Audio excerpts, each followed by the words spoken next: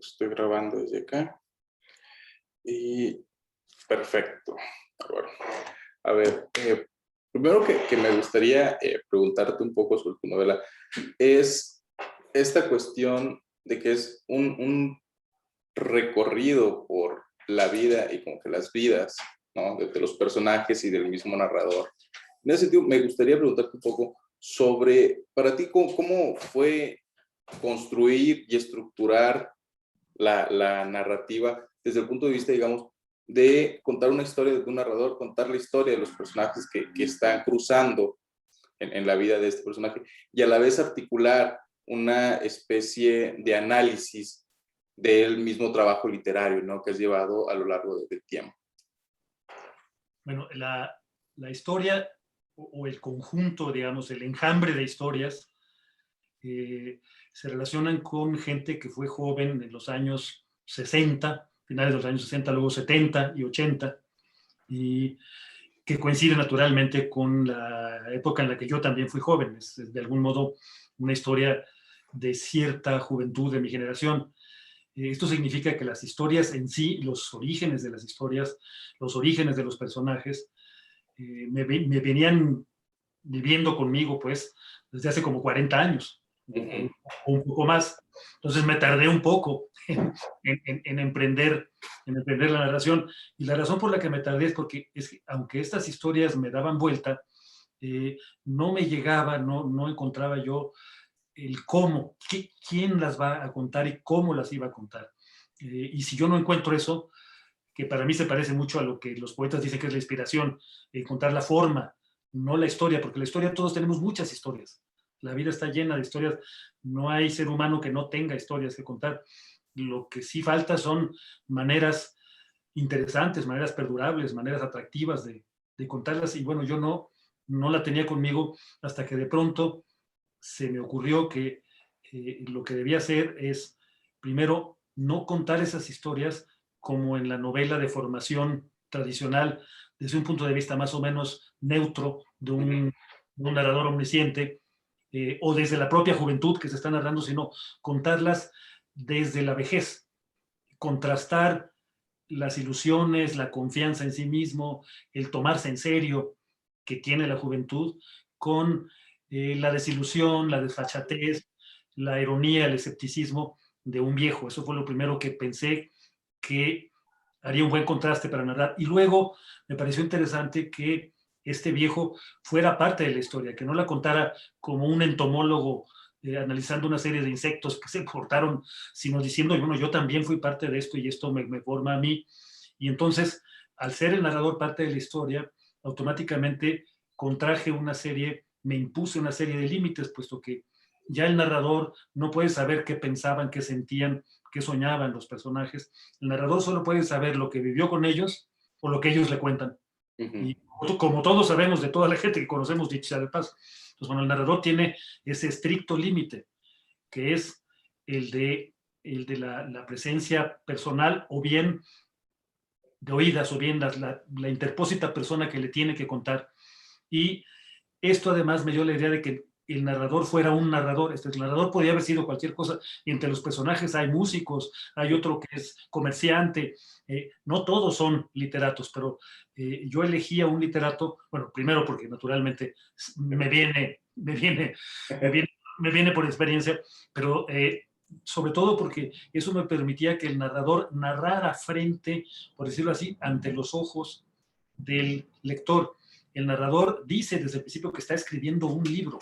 Y se lo dice al lector, le dice cada rato, acuérdate que esto es un libro, o sea, esto no es la verdad, no es un testimonio hablado, estoy escribiendo un libro, o sea, estoy haciendo el pasado, no lo estoy nada más evocando, si es que eso es posible, sino que lo estoy construyendo a tus ojos, y lo que es más, estoy pidiendo ayuda de vez en cuando porque tiene cada rato guiños de ojo del tipo de alguien le dice algo al narrador, el narrador dice, contesta, vete al diablo, y luego le dice inmediatamente al lector, esto es lo que hubiera querido contestar.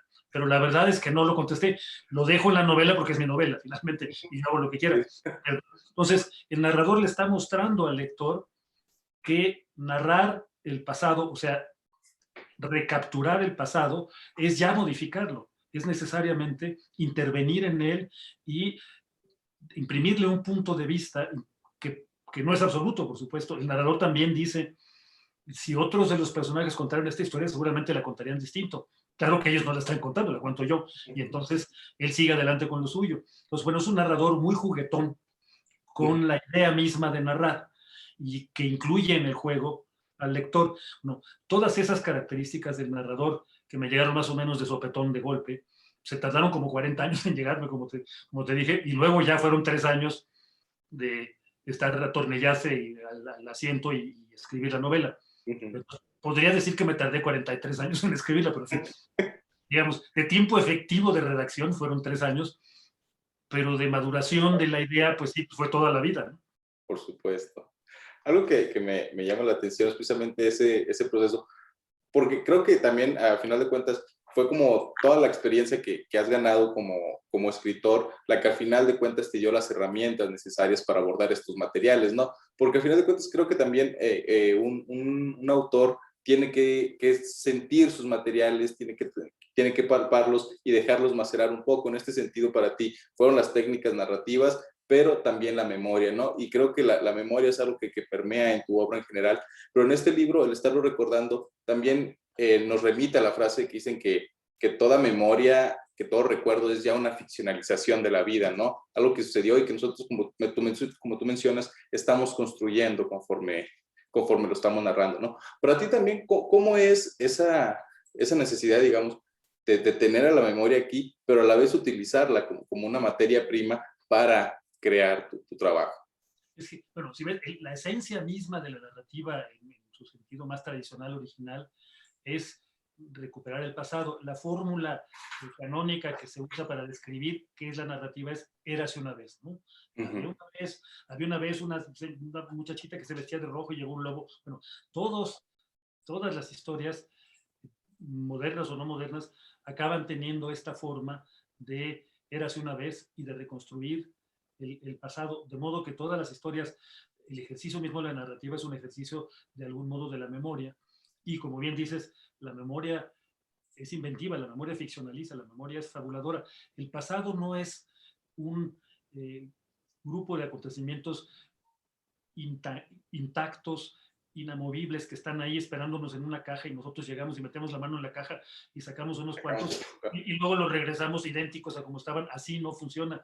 El pasado, para empezar, no existe. Es por definición lo que no es. La única manera en que el pasado se haga presente es evocarlo, recordarlo, y eso ya es falsearlo. Pues porque le estamos dando una realidad que no tiene ya el pasado. Y al darle esa realidad, lo estamos haciendo ficción. Eso cualquiera de nosotros. Más todavía el que está haciendo un libro, porque ya existe una conciencia, una deliberación, un plan de cómo reconstruir este pasado. Ahora, te diré, no creas que por un lado estuvo, no solo el pasado no existe inamovible, sino la memoria misma no es una especie, la memoria misma no es un almacén donde todo está organizado perfectamente y yo abro una gaveta y ahí saco lo que, la memoria misma hay que irla construyendo en cada acto de evocación. Tú no sabes muy bien qué va a pasar si te pones en serio a recordar con la pluma, o como yo escribo con pluma todavía, por eso digo, o para cuando te pones a recordar, a reconstruir un hecho del pasado, hay muchas sorpresas. Hay cosas que cuando de veras te sumerges, hay cosas que de pronto, solo al estarlas trabajando, te das cuenta que las recordabas o las inventabas. No sé. De pronto, el hecho mismo te hace descubrir, te sorprende. Y eso es bueno, porque si a ti, que eres el que está narrando, te sorprenden hechos de tu propio pasado, pues cuánto más van a sorprender al lector, ¿no? Muy bueno que haya sorpresa. De este modo, narrar el pasado, que insisto, es por definición narrar el pasado. Narrar es una aventura, o debe ser, para mí debe ser una aventura. Si yo tuviera una memoria como la de Funes, el memorioso, el famoso personaje de Borges, y me acordara de todo, ya no escribiría. Como no escribe Funes, por cierto. ¿Para qué vas a escribir a lo que ya sabes? Escribes para saber, ¿no? Escribes también, tiene que ser una aventura de conocimiento, de autoconocimiento y de conocimiento. Entonces, bueno, este ha sido el juego continuo de la memoria en mis libros, y cuanto más en este que trata de la memoria, que trata de la reconstrucción de hechos muy remotos en el tiempo presente en que está escribiendo el narrador. Siempre está él mismo sorprendiéndose y diciendo, ah, caray, o sea, ¿qué pasó esto? Yo no sabía, pero insisto, ya no sabe si lo inventó, y yo mismo, quiero decir, yo Álvaro Uribe, la persona con la que hablas ahorita, ya no estoy muy seguro. Ahora que ya lo he comentado con alguno de mis personajes, no necesariamente reflejan a una persona, a veces sí, a veces no, no voy a decir cuándo sí y cuándo no, pero a veces están hechos de 2 personas o más, o de 3 personas. Y bueno, con uno de ellos, que sí más o menos se ve reflejado, vamos a decir que benignamente en este libro, ya lo leyó y lo discutí, y cuando estábamos comentando sus recuerdos, cotejándolos con los míos, de repente nos dimos cuenta que él, que ya había leído el libro, yo que lo había escrito, ya no sabíamos, ni él ni yo, si eso lo recordábamos o está en el libro y lo acabé yo inventando. Así, entonces, bueno, y eso es lo mejor que puedes ver. De pronto ya cobró vida propia, y este sí tiene una objetividad, porque cada vez que abres el libro habrá una nueva interpretación, pero las palabras son las mismas y esas ya no van a cambiar, digo, a menos que haya un errata que tenga yo que corregir, ya no van a cambiar. Entonces eso está mucho más firme que mi propia memoria. Claro. O sea, de pronto ya sustituyó a mi memoria de alguna manera. Por supuesto. Otra cosa que me gustaría preguntarte precisamente es desde este punto de vista, desde el que narras, que es la vejez. Para ti también, ¿cómo se ve comenzar a traer nuevamente todo este pasado a tu presente, narrarlo desde aquí? Pero también, ¿cómo se ve el Álvaro Uribe, escritor de esta edad, ¿no? A comparación, por ejemplo, del joven que recordó todo esto. Para ti, ¿cómo te ves ahorita mismo, Álvaro, como autor? Digamos, también a contracara ya del futuro, ¿no? Me gustaría verme, en particular en este libro, más libre, con más desparpajo. Me sentí dueño de hacer lo que yo quisiera, puesto que es mi libro y puesto que ya tengo una experiencia de haber hecho como 15 libros antes que este. Y eso te da cierta soltura y cierto, me sentí así comparado con el que era. Puede ser que se pierdan algunas cosas. La ignorancia puede ser madre de muchas fantasías y puede ser buena. El escritor relativamente ignorante que era yo a los 20 años cuando empecé, se aventaba unas frases tremendas sobre la cultura universal y citaba a Ovidio y a Homero.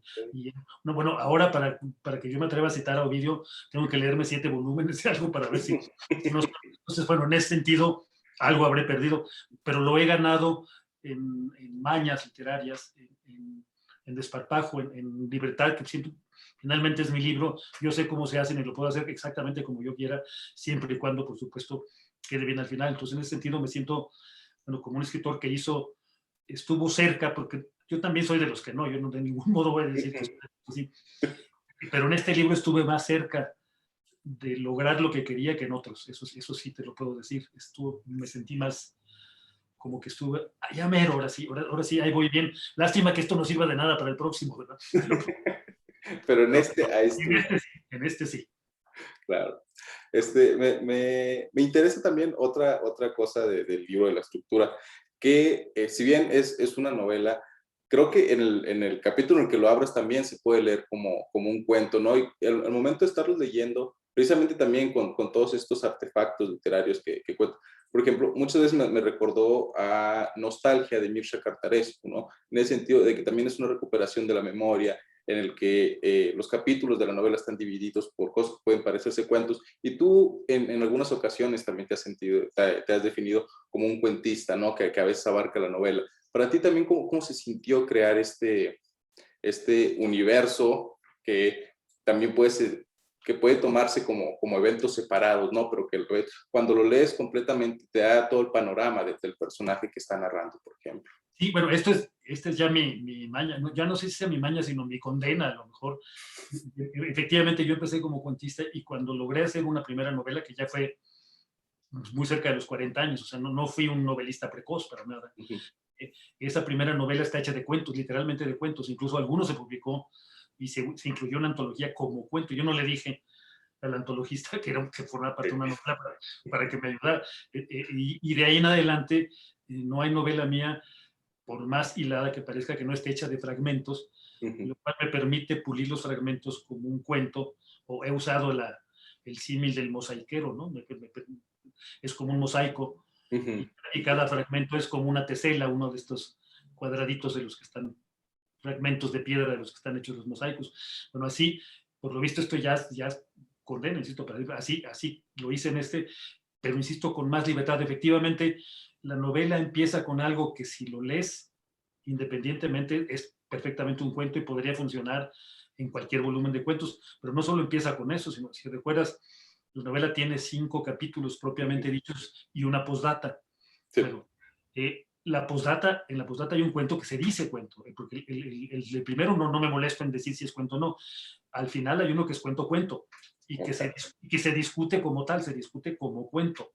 Y en medio, cada uno de los 5 capítulos se podrían leer como relatos. Efectivamente tienes razón, si alguien los leyera por separado, no necesitaría más información para entender lo que pasó ahí. Lo que pasa es que leyéndolos juntos enriquecen la información unos de otros, se cruzan, pero están hechos, como ya parece que estoy condenado a hacer, como relatos que son independientes.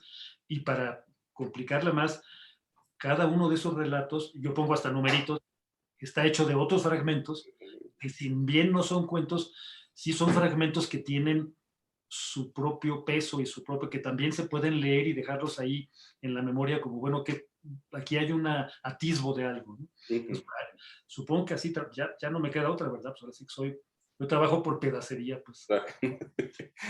Fíjate que hay un libro, bueno, el primer libro que leí tuyo es el de La Linterna de los Muertos, ¿no? Es esta colección de relatos fantásticos que me gusta muchísimo. Me siento muy feliz cuando leí, me sentí muy feliz. Ya después encontré novelas tuyas, pero me gustaría preguntarte, por ejemplo, que Borges decía que el relato, o sea, exigía, ¿no? El cuento exigía, y que ya está esta idea de que muchos escritores comienzan con el cuento para crear la novela después. Para ti, ¿cómo se desarrolla la tensión, por ejemplo, entre el Álvaro cuentista y el Álvaro novelista? Mira, hay 2 formas de responder. La primera es continuando el comentario anterior. Yo creo que nunca dejé de hacer cuentos, en el fondo. Entonces, simplemente los hago de otra manera, los enlazo unos a otros, cosa que no pasaba en La Linterna de los Muertos, y los junto, y no todos son fantásticos, aunque aquí uno de los cuentos es o puede ser un cuento fantástico, según las reglas de lo fantástico. Entonces, ni siquiera eso lo he abandonado. Entonces, no, en ese sentido, la diferencia es que es un esfuerzo mayor, mucho más prolongado, porque en vez de hacer uno, los cuentos de La Linterna de los Muertos y otros cuentos que he hecho, tienen para mí la ventaja como autor de que se hacen prácticamente de un envión. Bueno, un envión mío puede durar un mes, no es que soy tan rápido, pero en fin, los hago de golpe prácticamente, y luego los puedo corregir durante meses, es otro problema, pero me salen casi de un primer intento, me van saliendo. Una novela, ¿no? Pues son 3 años, o 4 años. Es muy distinto el esfuerzo de los cuentos. Te permite como descansar de un cuento, pero la segunda parte de mi respuesta es que una novela, aunque yo no tengo un plan exacto de la novela, ya te dije que si yo supiera todo lo que va a pasar no la escribiría. Sí tengo un trazo general y algunas nociones, por ejemplo, cómo va a acabar quizá, o cuáles serían 2 o 3 caminos posibles para llegar a ese final. Sí tengo nociones que me permiten sentarme 3 años a recorrer esta aventura que es escribir una novela. Entonces, eso quiere decir que en días, vamos a decirlo así, no inspirados, o en días en que no tengo muy claro por dónde va la novela, de todos modos me siento a escribirla. Y logro avanzar alguna página o 2 porque el acto mismo de escribirla me va ayudando a ver por dónde va. Y así avanzo en la novela. En el cuento yo no sé si se puede hacer, en general yo no lo puedo hacer.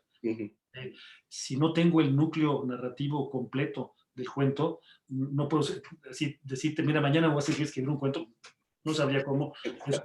No me ha ocurrido en mi vida, llevo ya, pues es que si sumas los cuentículos y los cuentos y demás, pues ya van cerca de 50 cuentos más o menos los que he escrito a lo largo de mi vida, y muchos de ellos, una cantidad considerable, me han llegado en sueños. Y es por eso quizá muchos de ellos son fantásticos, porque al llegarme en sueños tienen estructuras un poco raras y trascienden lo natural y rompen un poco las leyes del ordinario. Y entonces, casi sin exagerar, lo que hago Ahora, hace muchos años, para escribir un cuento es esperar a que sueñe uno. Y si pasan 3 años y no sueño, pues bueno, digo, es decir, sueño mucho, pero no siempre sueño cuentos. Pero no lo sueño, pues no lo escribo también. ¿Qué necesidad? Pues ya tengo 50, ¿no? Entonces, digamos, me puedo esperar a que llegue el 51. De hecho, me espero. Y rara vez me llegan cuando estoy escribiendo una novela.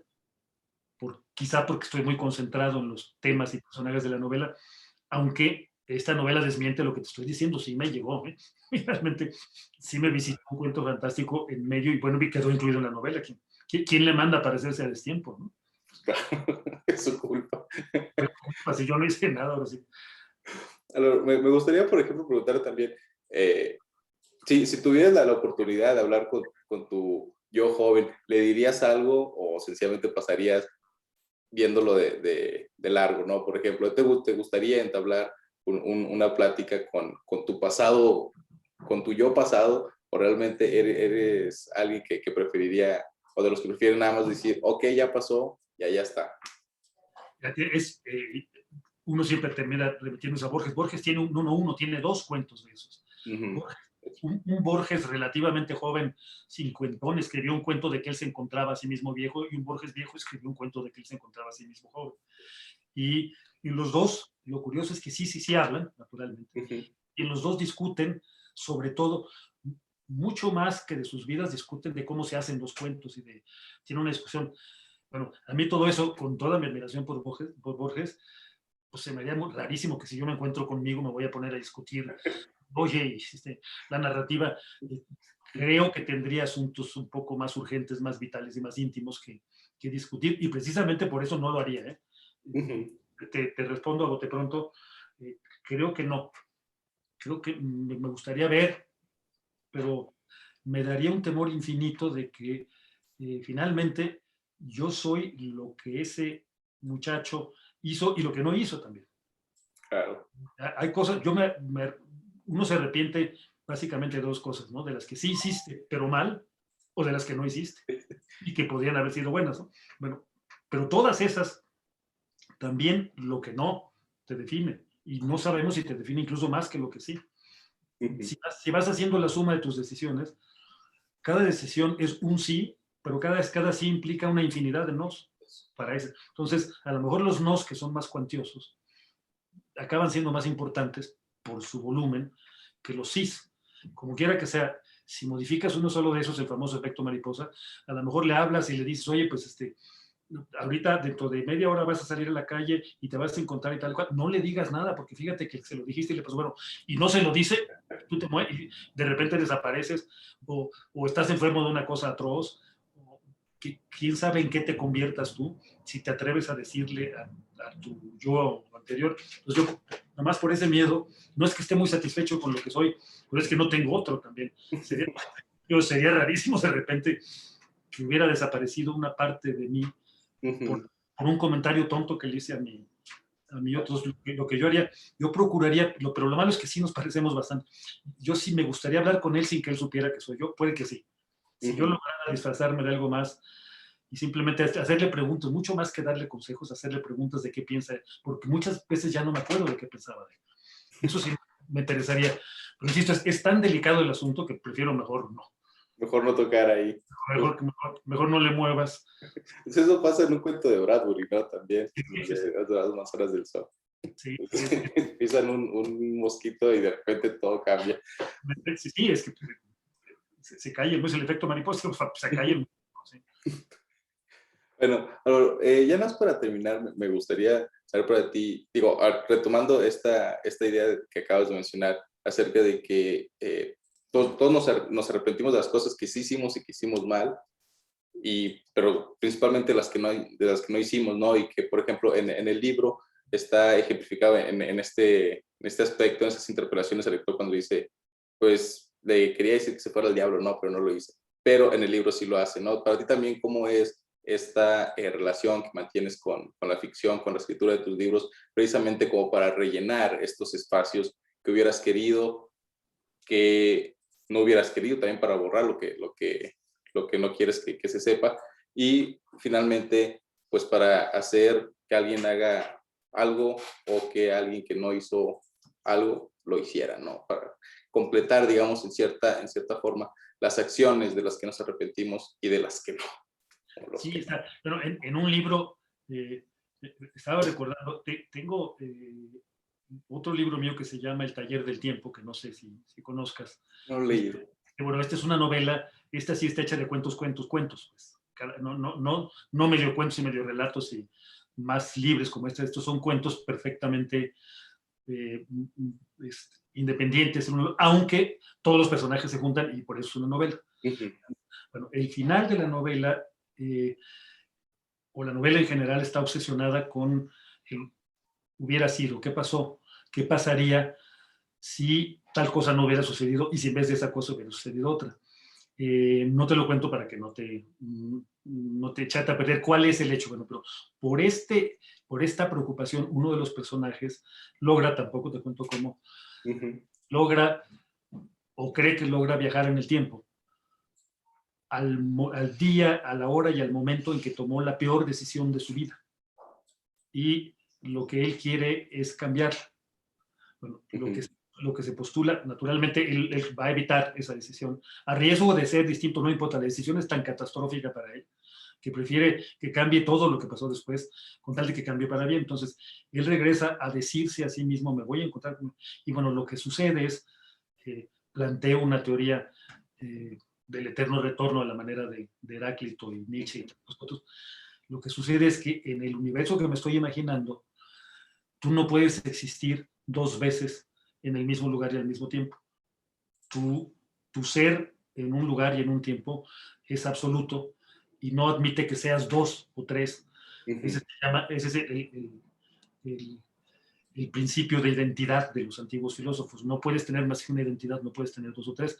Se discute mucho si es cierto o no. Yo simplemente lo aplico con motivos literarios. Bueno, lo que le pasa a este individuo es que en el momento en que sí regresa, o sí cree, y en el momento en que por fin se materializa y aparece, se reabsorbe consigo mismo, es la misma persona, porque no puede ser otra persona, por el principio de identidad. Entonces no se alcanza a decir nada porque es la misma persona, y entonces repite la historia, llega otra vez hasta 30 años en el futuro, en que decide viajar al pasado, pero no sabe que pasó esto porque no lo sabe, regresa al pasado, y entonces se queda en un eterno retorno. Su vida se convierte en un perfecto infierno en el que sus últimos 30 años se repiten infinitamente. Entonces, bueno, esa es una cosa terrible que te puede pasar, que yo que no te pase.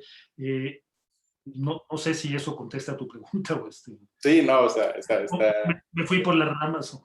No, pero está genial. Y, digo, además, Borges, digo, siempre nos remitimos a Borges, ¿no? Sí. Él mismo decía que la inmortalidad debe ser el peor de los castigos, ¿no? Sí, debe ser buenísima. Bueno, para lo que sirve finalmente, esto de que puedes modificar ciertas cosas como hago en la novela, pues sí es un privilegio, de todos modos, sí es un privilegio poder reescribir tu historia y hacerla distinta. Ahora, yo nunca, o procuro que nunca, utilizar este privilegio para hacerme mejor, más simpático, más guapo, más inteligente, más exitoso, más... Se me hace que sería, para empezar, trampa, además una trampa muy burda que haría menos interesantes los libros. Si tengo que modificar algo para que el libro funcione, yo prefiero que sea para hacerme peor, no para hacerme mejor. Para hacerme... No me gustaría ser el mejor de los personajes de esta novela, el más simpático, el más moral, o sea, que no es el narrador. El narrador hace una serie de trampas y trata bastante mal. Lo tratan mal, pero él también trata bastante mal a los demás y no está libre de culpa. No me gustaría, no se me haría interesante literariamente componer mi vida para que fuera más bonita. La compondría simplemente para que fuera más interesante, eso sí, para que fuera más atractiva para un lector. Ahí sí, eso sí lo hago todo el tiempo, pero nunca para ser el superhéroe de la película, ¿no? Eso sí, no me gustaría. Bueno, yo creo que ya sería todo. Muchísimas gracias. No, pues a ti, muchísimas gracias y pues nos seguiremos viendo. Ah, por cierto, si te interesa el libro, se va a presentar. Presentar el miércoles 9 de junio en la plataforma de Gandhi. Gandhi. Ok, perfecto, yo lo agrego. Muchísimas gracias por todo, en serio. Qué gran plática. Y nuevamente déjame decirte que, o sea, en serio, La Linterna de los Muertos es un libro que ha sido para mí uno de esos pilares que Lo leí cuando tenía 16 años y en ese momento me lo encontré en la biblioteca de mi secundaria, me lo recomendó el bibliotecario y la verdad me encantó. Muchísimas gracias. Muchísimas gracias. Recogí ese libro y todos los cuentos que había escrito antes y varios que no estaban publicados en libros en un libro que se llama Historia de Historias. La de Malpaso. Sí, de hecho, la vez pasada lo vi y lo quería comprar, pero tú Bueno, sabes, todo el periodista. Ahí están todos, ahí están. Bueno, no están todos, ya escribí más, pero ahí está, hasta ese momento ahí van 41 cuentos. Muy bien, de rato lo compraré, lo conseguiré. Muchísimas gracias. Suerte, hasta luego. Nos vemos.